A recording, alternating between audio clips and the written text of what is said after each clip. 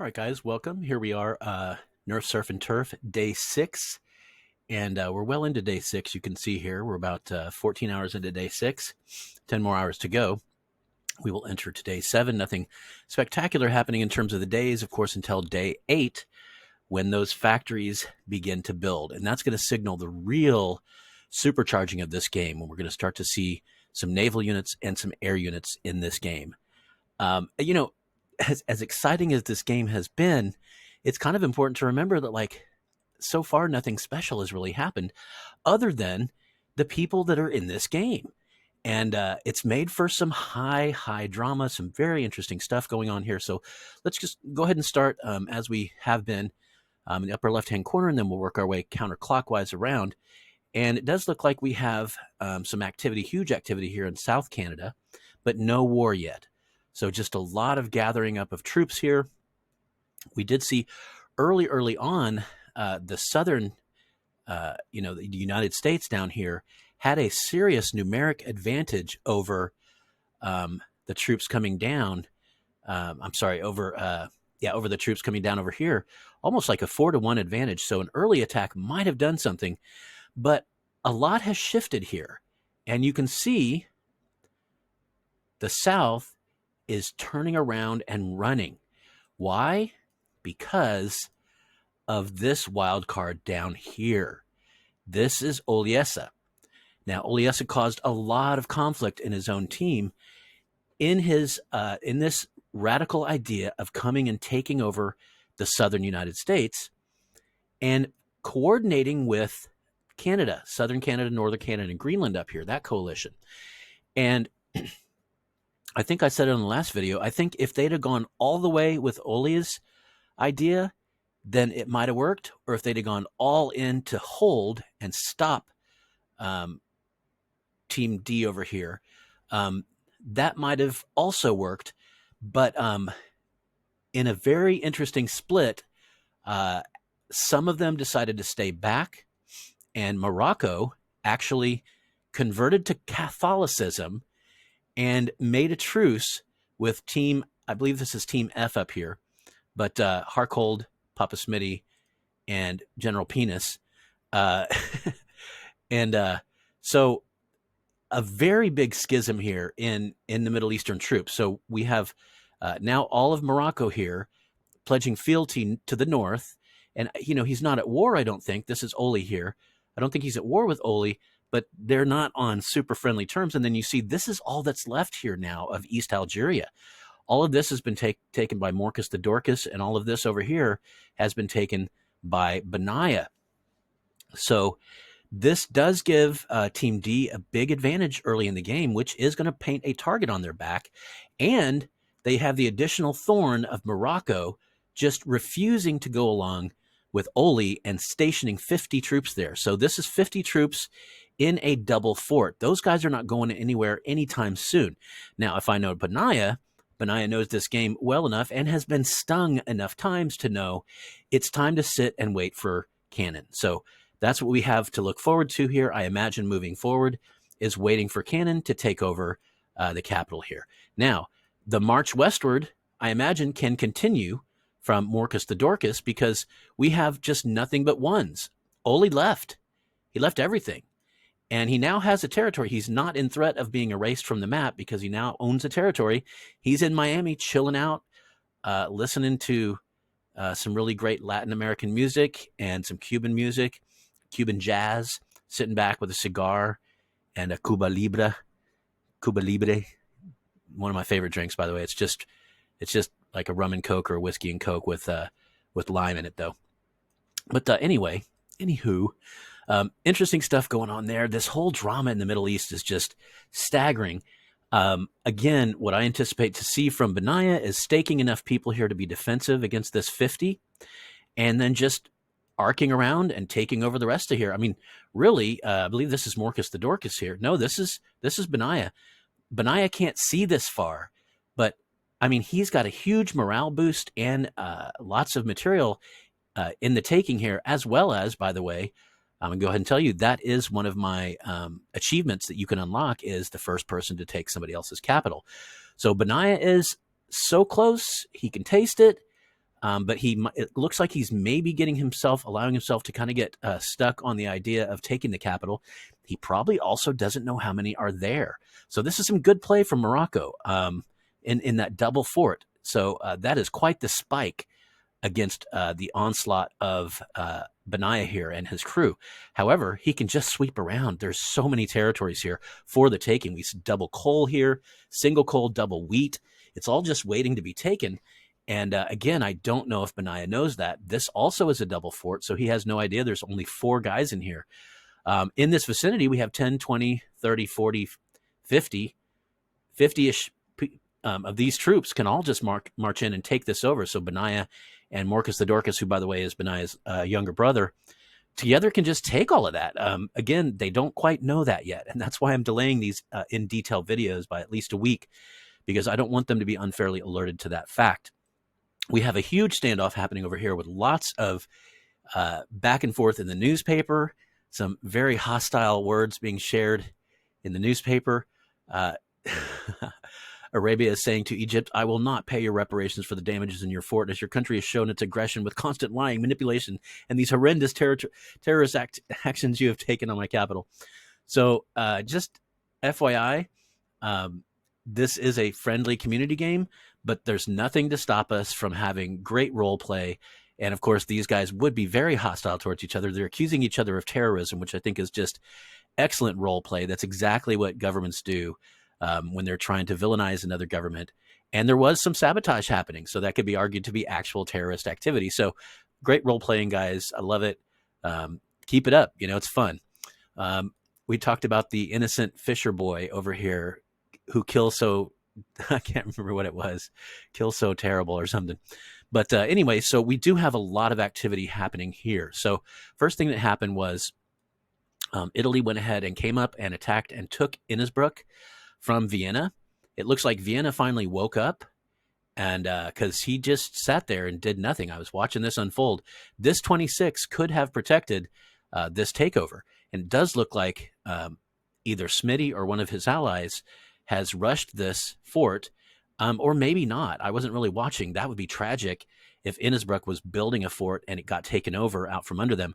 I think that might be what was I think a fort was building, but I can't remember if it was almost developed or not. Either way, surely one of these guys has gold marks laying around. We're only spending 1,000 a day, remember. But I know, like, if I was playing this game, I would have some in the bank. We said if you don't spend gold mark for a couple 3 days, then, or say for 3 days, you can spend that 3,000 all at once. Just don't go over that 1,000 average per day. So a lot is happening here. It does look like Great Britain is sending stuff in here to hold. This is what's happening right now between. So I skipped forward. So Italy successfully took this from Vienna. It does look like Vienna is moving over in this direction. That would be a bad move. If he attacks him with this 20, he will lose that 20 because of that fort developing, and then his capital will be exposed right there in the open. So hopefully that's not what's going to happen. It does look like Germany was maybe moving in. He has turned back around to try to help defend this very important sort of corner territory here, the entrance to Vienna. Again, it just looks like possibly Vienna, Austria was sleeping. Man, I mean, we're humans. We have to sleep. I know when I'm playing in a high stakes game like this, the first thing I do, wake up in the morning, is I'm just panicked. It's like, who attacked me? Who destroyed me in the middle of the night? And hopefully if you are aware enough and you post your people in good positions, you can minimize that. But when you get attacked like that, and he had a big stack holding back, and this big stack was great because it was out of vision, but you need to activate it. That 26 would have come in, and Smitty would have lost all of his men, and if Spain had come in to support, they would have lost all their men, and this would be a different story right now. As it is, it looks like Papa Smitty here with Italy has permanently taken Innsbruck here. Now, there is another battle raging here to the north. Again, we saw, I want to say, 5 armored cars were dispersed around this region in the north, and then I think about, oh man, my memory is so terrible, but I think another 15 or so were up here. And as soon as Spain attacked in, Germany raced these back. And okay, it does look like he has I feel like he had a level 2 fort here, but it's down to half of a level 1 fort. In fact, let's just go ahead and see. Does this guy have defensive? Okay, he still has 50% defense. So this is a half of a level 1 fort here, still providing the defenders with 50% defense, which frankly should be enough to fend off this attack. So this is a major loss for Spain. He attacked him with a lot of stuff. Let's see what he's lost so far. He's lost 15 here, and he's lost 13 here. So altogether, almost 30 troops. And it looks like the Germans have lost 7 troops. But in that, I think, yeah, a couple armored cars. That's not great. But that ratio, man, it's just so devastating. And it does look like Germany has 11 more coming down. I believe Germany will hold this. And he's also on the side building this up. He must be out of gold marks because he's not rushing this fort, which if he had any gold marks at all, he would be rushing it for sure. But you know what? You can't rush it. Nope, I'm wrong. You can't rush it when you're in battle. So whether or not he has gold marks is immaterial in this particular case. So he's just over there with hammer and, some hammers and nails trying to build it as it's being attacked from the outside. So big stuff happening here. This team making some strong movements. We can also see France continuing to move some troops into position up and over. Looks like he's moving some out onto the water even. Interesting. There's a lot going on here, though. Britain is moving over with more troops. I think maybe potentially realizing that there's really not much of a threat coming at Britain. As long as Britain has scouts out, which it does look like there's scouts from that team here, and here. Britain has that ocean advantage. You put a few water scouts out there, and you really don't have to worry about any kind of threat of attack. Now, this is a threat. This is Spain doing what I think should happen in every game, which is bring some troops, a stack of 8 to 10 to 12 troops, and just hover around back here, which really forces Great Britain to hold back troops and not be able to send as much to Europe. So good job, Spain. I did notice this earlier, and I was like, oh, someone's about to be attacked. And then it's like, no, that's not an attack. So this is Greenland. So I initially thought more of Spain and or France coming in to attack. Greenland appears to be sending support troops down to Britain. Now, Britain already won the Tireless Ambassador Award for just having the most. Remember, I'm going into team chats and seeing what they're talking about. And just by far, Great Britain reached out to the most people and made non-aggression pacts with the most number of teams. And it looks like this is an example. I'm very surprised. If I was on a team, I would not send troops to defend another team, even if I had a non-aggression treaty. I rather believe I would stand back and just watch and see what happened. And certainly you don't want to send troops away when they could be used somewhere else more defensively. Now, Bullet Hole here in Greenland is in a unique sort of spot, being that he has no threats really at all. Spanx here, who is me, talk people who talk about themselves in the third person. It's really great. If you watch Brooklyn Nine-Nine, Terry Crews always does that. Terry doesn't like that. Anyway, that's random, has nothing to do with this. Point being, I'm not going to attack him, right? And Great Britain has a lot of investment in Europe, not going to attack. So honestly, Northern Canada and Greenland both are pretty much 100% safe. And I'll tell you, somebody like Master of Puppets down here, or Little Light, or Green Thumb, or Swedish Viking, or General Opara would love for that to be Hemland here would love for that to be the case. The people down here are constantly under one threat or another, and they must dream of having the kind of lifestyle that Bullet Hole and Orange Pit up here have, just completely free from threat. And I imagine Lefterios might have had that feeling as well until this freaking maniac comes across the pond with tons of troops.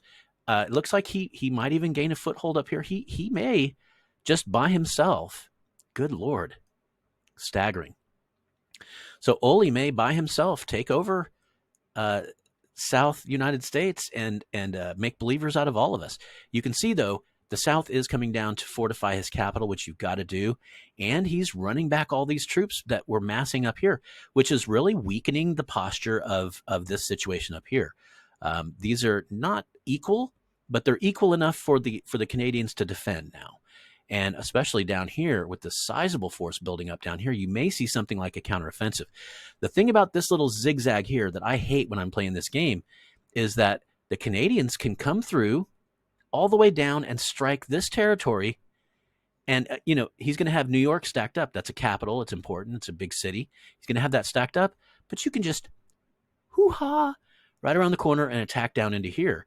So you may see an expeditionary force of some kind coming down, say 10 or 20 guys, just to threaten this, make it look like he's going to attack New York, and then just zigzag back around. Now, this is a long enough distance to where if northern United States is paying attention, they can beat him here easily. But if they're not paying attention, you get there first, you grab yourself a territory. Now you're in the backcountry. Grab Cleveland, double fish. Now you've got all this unguarded back stuff. So this little zigzag gives me nightmares when I play northern United States. I always just position guys here just so they can't zigzag around me. But it's an interesting little thing to think about moving forward.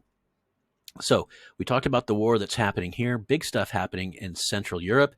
I know that all these other coalitions are watching very carefully to see what happens there, because the balance of power could be thrown here. If Papa Smitty loses too many troops, if Spain loses too many troops, he could be in danger from Morocco, although I don't think that's the case. I believe Morocco, in order to assure their own survival, has gone ahead and made a significant peace treaty. Yeah, here Spain's coming on down. This is interesting. Spain's coming on down here to potentially, so Spain may be gobbling up these territories. Very interesting. Very, very interesting. Spain coming in and taking advantage of the lethargy here of Benaiah and his brother, who just, I think, are taking a break now after the madness of the last day or two. So they can't hear me, and nobody's going to see this video for another week. But Benaiah and his brother need to activate and take as many of these territories as they can, because Spain is coming down. I love it. Spain is going to start taking territories away from Oli. And honestly, I don't know that to be true. That may just be a defensive posture, but I don't know why he wouldn't, So very interesting stuff to look out for there. Not much else that I can report on here. The North has been fairly quiet. Looks like there's a standoff here where both sides have kind of agreed to back off and not stack way too much stuff there. So you can see, though, there's still 40, 45, almost 50, well, defensive power, because those are cars, 50-ish. And on this side, we also have maybe 50, 60-ish over here, but certainly enough to fight a defensive war to a standstill. Stacking the border along here as well. I'm starting to see a lot more troops in the north than I do in central Russia. So if that were to ever concentrate, there could be an attack in. There's no fort here and no fort here. Wow. This is caution play I'm seeing here. Very cautious play. Now, here we go. Okay, so these are troops that can run in to defend back here. And this is exactly what Ryaforce did in our last game. Yeah, he's got defensive troops in the backcountry that can move forward. Lots of cars. So, okay, what appears to be a gross imbalance of power, is actually Russia just keeping his options open and taking advantage of the fact that big distances are at play up in the north. So still a bit of a standoff up here. We do need to talk about the challenge that was issued. Spankerton issued a challenge in the newspaper that whoever sends a infantry troop to the place on the map that's in the water, it has to be an aqueous place, an aquatic place, furthest away from your capital, will be given 3,000 of the resource of your choice. So it's a quest. There will be several quests. That quest has been active for a while. I feel like Hertz sent, because I'm watching all these lines, Hertz sent someone down to this lower right-hand corner. And I'm looking at it thinking, from here to here is not as far as from here to the lower left-hand corner. So he's going to be very disappointed when he gets there. He may make the argument, well, he had to travel further. Yes, he had to travel further, but I said the point on the map furthest away from your capital. Said nothing about travel time. So there may be some conflict there. He may be pissed off. And if so, I'm terribly sorry. But the newspaper is out there. If people saw it, they saw it. If they didn't, they didn't. I'm about to post another challenge here pretty soon, another quest, just to keep things interesting. Eventually, I'll go ahead and tell you, eventually, I'm going to quest away these two territories. So these are going to be sweet, sweet territories. So I'm going to post a really difficult quest, And if you win the quest, I will trade you this territory. This is a single wheat, and it comes stocked with a fortress level 2, which gives you plus 10 to morale. So if, it's going to be far away from your capital, but it'll already have that plus 10 bonus to morale. Then the next one after that will be a very, very precious, extremely precious oil tile. So that will be traded away to the victor, the person who achieves that quest. This is coming later in the game, though, probably day 10, 12. We'll see. But it could be something that could really help someone out in that late game, achieving one of those quests. In fact, I think I need to send one of those quests first thing tomorrow. Go ahead and do that. All right. I don't think there's really much more to talk about. A lot's going on, and we haven't even started that specialty play yet. So a lot of exciting stuff going on this map, and I really can't wait until the boats hit the waters. That's going to be the big first splash, so to speak. So once the boats hit the water, that's going to change play a lot. And then when the planes start to arrive, oh my goodness, it's going to be fun to watch that develop. So hang in there, guys. We've got more excitement to come, obviously. This is turning out to be a very exciting, interesting game. And I'm so glad you're here enjoying it with us. So I'll see y'all next time. Thanks for showing up. Adios, amigos.